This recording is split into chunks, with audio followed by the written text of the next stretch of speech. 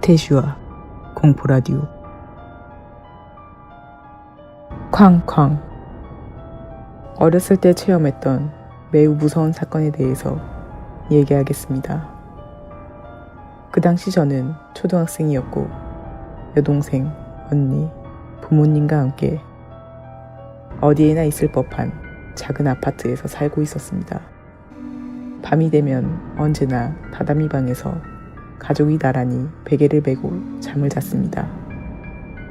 어느 밤 엄마가 몸 상태가 나빠져 엄마에게 부탁받아 제가 불을 끄게 되었습니다. 세면기와 거실의 전기를 끄고 텔레비전 같은 것도 끄고 그 뒤로 다다미방으로 가서 엄마에게 집안의 전기를 전부 껐다고 전한 뒤 저도 이불 안으로 들어갔습니다.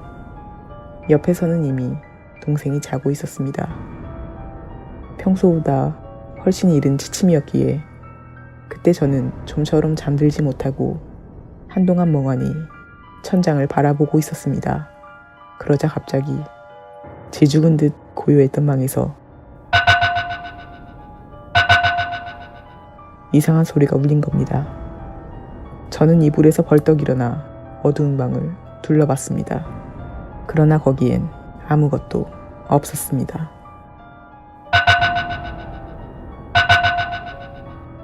조금 있으니 아까 전과 같은 소리가 다시 들렸습니다. 아무래도 거실 쪽에서 들린 것 같았습니다. 옆에 있던 언니가 "지금 들었어?" 라고 물어왔습니다. 환청은 아니었던 모양입니다. 다시 한번 방 안을 둘러봤지만 동생과 엄마가 있을 뿐이었고 방에는 아무것도 없었습니다. 이상해. 확실히 금속 같은 소리로 그것도 꽤 근처에서 들려왔습니다. 언니도 방금 전 소리가 궁금했는지 "거실 보고 올게" 라고 말했습니다. 저도 언니와 함께 침실에서 나가 새카만 거실 안에 들어갔습니다. 그리고 부엌 근처에서 살짝 거실을 봤습니다. 거기서 저희들은 보고만 겁니다. 거실 중앙에 있는 테이블, 언제나 저희들이 식사를 하거나 단란한 시간을 보내는 곳, 그 테이블 위에 사람이 앉아 있는 겁니다. 이쪽으로 등을 돌리고 있어서 얼굴까지는 몰랐습니다. 하지만 허리 근처까지 기른 긴 머리카락, 호리호리한 체격, 입고 있는 하얀 유카타 같은 기모노로 여자라는 걸 알았습니다. 저는 소름이 끼쳐 언니 쪽을 봤습니다. 언니는 제 시선에는 조금도 신경 쓰지 않고 그 여자를 주시하고 있었습니다. 그 여자는 새카만 거실 안에서 등을 꼿꼿이 편 채로 테이블 위에서 정자를 하고 있었고 미동도 하지 않았습니다. 저는 너무나 무서운 나머지 발을 덜덜 떨었습니다. 소리를 내면 안 돼. 혹시 소리를 내면 무서운 일이 생길 거야. 그 여자는 이쪽으론 전혀 돌아볼 기색이 없었고 그저 정자를 하면서 저희에게 그 하얀 등을 향하고 있을 뿐이었습니다. 저는 마침내 참지 못하고 큰 소리로 뭔가 소리 지르면서 침실로 뛰어들었습니다. 엄마를 두드려 깨우면서 "거실에 사람이 있어!" 라고 울부짖었습니다. "왜 그래, 이런 밤중에." 그렇게 말하는 엄마를 끌어 거실에 데려갔습니다. 거실 불을 켜니 언니가 테이블 쪽에 서 있었습니다. 방금 전 여자는 어디에도 없었습니다. 테이블 위도 깔끔히 정리되어 있었고 아무것도 없었습니다. 그러나 거기에 있었던 언니의 눈은 공허했습니다. 지금까지도 확실히 그 당시 언니의 표정을 기억하고 있습니다. 저와는 다르게 그녀는 뭔가를 두려워하는 기색은 추호도 없이 테이블 위만을 지그시 보고 있었습니다. 엄마가 언니에게 무슨 일이 있었냐고 물어본 바 "저기 여자가 있었어" 라고만 말했습니다. 엄마는 이상하단 표정을 지으며 테이블을 봤습니다만 "빨리 자렴" 이라 말하며 3명이서 침실로 돌아왔습니다. 저는 이불 안에서 생각했습니다. 저걸 보고 소리 지르고 침실에 가서 엄마를 깨우고 거실에 데려갔을 잠깐 동안 언니는 거실에서 계속 그걸 보고 있었던 걸까? 언니의 모습은 예사롭지 않았어. 뭔가 무서운 걸 본 건 아닐까? 그렇게 생각했습니다. 그리고 다음날 언니에게 물어봤습니다. 언니, 어제 본 거 말인데. 그렇게 물어봐도 언니는 아무런 대답도 하지 않았습니다. 밑을 보며 침묵할 뿐. 저는 끈질기게 질문했습니다. 그러자 언니는 작은 목소리로 나직히 중얼거렸습니다. 네가 그런 소리를 내니까. 그 이후 언니는 저를 대하는 태도가 차가워졌습니다. 말을 걸면 언제나 밝게 반응을 보였지만 무시당하는 일이 많아졌습니다. 그리고 그때 일을 두 번 다시 말하는 일은 없었습니다. 그때 제가 큰 소리를 내서 그 여자는 아마 언니 쪽으로 뒤돌아본 것 같습니다. 언니는 여자와 눈이 마주치고 말았어. 분명 상상할 수 없을 정도의 무서운 것을 보고 만 거야. 그렇게 확신했습니다만 시간이 지남에 따라 차츰차츰 그 일도 잊어갔습니다. 중학교에 올라가 수험생이 된 저는 매일같이 자신의 방에서 공부하게 되었습니다. 언니는 현외의 고등학교로 진학해 기숙사에서 생활하며 집에 오는 일은 좀처럼 없었습니다. 어느 밤 늦게까지 책상에 앉아 있으니 문 쪽에서 노크와 다른 무언가의 소리가 들려왔습니다. 꽤 희미한 소리였습니다. 금속 같은 소리. 그게 무엇인지 생각해낸 저는 전신의 식은땀이 솟구쳤습니다. 이건 그거다.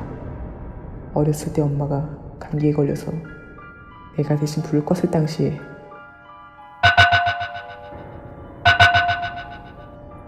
또 울렸습니다. 문 저편에서 방금 전과 완전히 같은 금속음. 저는 점점 무서워져 동생의 방벽을 두드리며 잠깐 일어나봐! 라고 소리쳤습니다.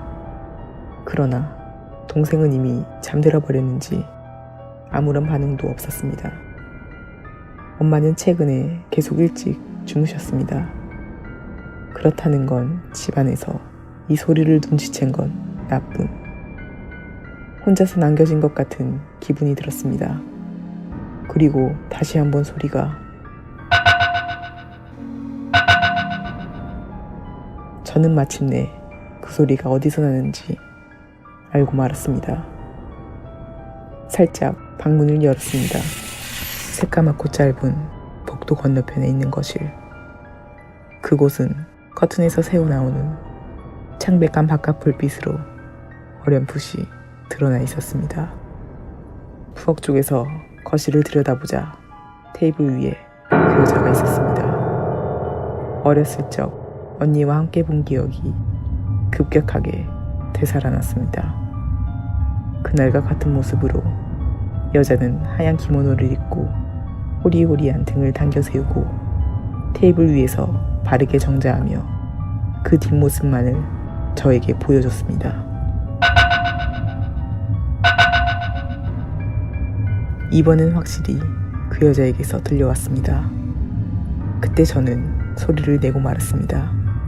뭐라 말했는지는 기억나지 않지만 다시금 소리를 내버리고 만 겁니다. 그러자 여자는 저를 돌아봤습니다. 여자의 얼굴과 마주친 순간 저는 이미 미쳐버릴 것 같았습니다. 그 여자의 양쪽 눈에는 정확히 눈 안에 딱 맞게 들어갈 크기의 못이 박혀 있었습니다. 잘 보니 양손에는 둥기 같은 물건이 쥐어져 있었습니다. 그리고 입으로만 웃으면서 이렇게 말했습니다. 너도 이 가족들도 끝이야. 다음날 정신이 들어보니 저는 제 방 침대에서 자고 있었습니다. 저는 얼마 후 어제 무슨 일이 있었는지 기억해냈고 엄마에게 거실에서 자고 있던 저를 방까지 옮겨줬냐고 물어봤습니다만 그게 무슨 말이냐 묻는 거였습니다. 동생에게 물어봐도 같은 반응으로 어차피 잠결에 그런 거겠지 라고 낄낄 웃었습니다. 더구나 제가 방백을 두드렸을 땐 동생은 이미 푹 자고 있었다고 했습니다. 그럴 리가 없어. 저는 확실히 거실에서 그걸 보고 그곳에서 의식을 잃었을 터였기 때문입니다. 누군가가 거실에서 쓰러진 저를 발견해서 침대로 옮겨준 것이라고밖에 생각할 수 없었습니다. 하지만 다시 생각해보려 해도 머리가 가물가물했습니다. 단지 마지막으로 본 그 끔찍한 표정과 희죽웃은 입에서 나온 말은 확실히 기억하고 있었습니다. 저와 가족이 끝이라고. 이변은 그날 안에 일어났습니다. 제가 해질녘쯤 학교에서 돌아와 현관문을 열었을 때였습니다. 평소라면 거실에 엄마가 있고 부엌에서 저녁밥을 만들고 있었을 텐데 거실 쪽은 캄캄했습니다. 전기가 꺼져 있었습니다. 엄마, 어딨어? 저는 현관에서 그렇게 말했지만 집안은 지죽은 듯 고요해서 전혀 인기척이 없었습니다. 문은 안 잠겨 있었는데 잠그는 걸 잊어먹고 장이라도 보러 나간 걸까? 무사태평한 엄마였기 때문에 가끔 이런 일이 있었습니다. 어휴 라 생각하며 신발을 벗고 집 안에 들어가려 한 그 순간 거실 쪽에서 뭔가 소리가 들렸습니다. 저는 전신에 피란 피가 한 번에 얼어붙는 듯한 느낌이었습니다. 몇 년 전과 그리고 어제와 완전히 똑같은 그 소리. 안 되겠다. 더 이상 여기 있으면 안 돼. 공포를 향한 본능이 이성을 감쪽같이 지어버렸습니다. 문을 난폭하게 열고 정신없이 아파트 계단을 달려내려갔습니다. 대체 무슨 일이 있었던 거지? 엄마는 어디에 있는 거야? 동생은? 가족을 떠올리며 방금 전 소리를 어떻게든 잊으려 했습니다. 더 이상 그 일을 생각하면 미쳐버릴 것만 같았습니다. 완전히 어두워진 골목길을 달려간 끝에 저는 근처 슈퍼에 와 있었습니다. 엄마 분명 장 보고 있을 거야 라고 혼자서 중얼거리고 가쁜 숨을 진정시키며 안에 들어갔습니다. 시간대가 시간대여서 가게 안에 사람은 그다지 없었습니다. 저와 비슷한 또래의 중학생 같은 사람이 있는가 하면 저녁 식사 재료를 사러 온 것으로 보이는 주부 같은 사람도 있었습니다. 그 지극히 평범한 광경을 보고 조금은 기분이 진정돼서 저는 방금 전 집에서 일어난 일을 생각했습니다. 새카만 거실, 잠겨있지 않은 문, 그리고 그 금속음. 집안에는 아무도 없었을 터. 그것 이외에는 내가 현관 앞에서 엄마를 불렀을 때 그 집에 이상할 정도의 고요함. 그 상태에서 사람 따위 있을 리가 없어. 하지만 혹시 있었다면? 나는 현관까지밖에 안 들어갔으니까 안을 제대로 못 봤어. 그저 불이 꺼져 있었을 뿐. 어쩌면 엄마는 방에서 잠자고 있어서 내 목소리를 못 들었던 것뿐일지도 몰라. 어떻게든 확인하고 싶어. 그렇게 생각해서 저는 집에 전화를 걸어보기로 했습니다. 슈퍼 옆에 있는 공중전화. 돈을 넣고 떨리는 손가락으로 신중하게 번호를 눌렀습니다. 수화기를 든 손의 떨림이 멈추지 않았습니다. 한 번, 두 번,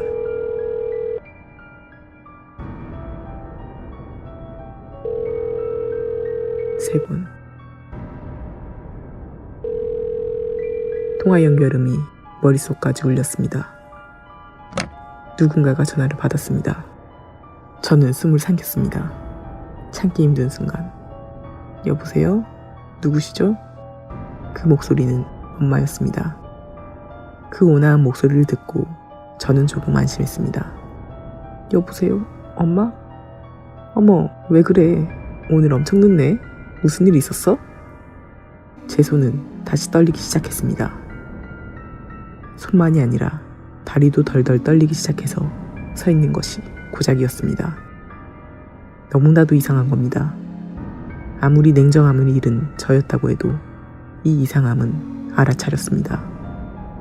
어떻게, 엄마, 응? 어떻게라니? 뭐가? 잠깐만, 괜찮아? 정말로 무슨 일 있어? 엄마가 지금 이렇게 전화를 받을 리가 없어.